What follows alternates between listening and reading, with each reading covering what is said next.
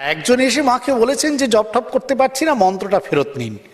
মা তো বলছেন এরকম তার মন্ত্র ফেরত তো দেওয়া হয় না।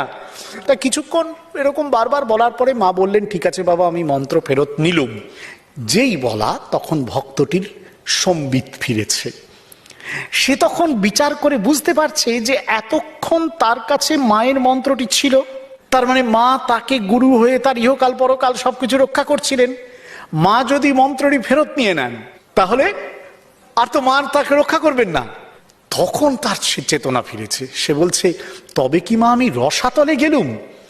বলার সঙ্গে সঙ্গে মায়ের রূপ পাল্টে গেল। গম্ভীর স্বরে বলে উঠলেন, কি আমার ছেলে হয়ে তুমি রসাতলে যাবে? এখানে যে এসেছে বিধির সাধ্য নেই তার কিছু করে, আমার উপর ভার দিয়ে নিশ্চিন্ত থাকো। কি অসাধারণ এই ঘটনা, মর্মস্পর্শী।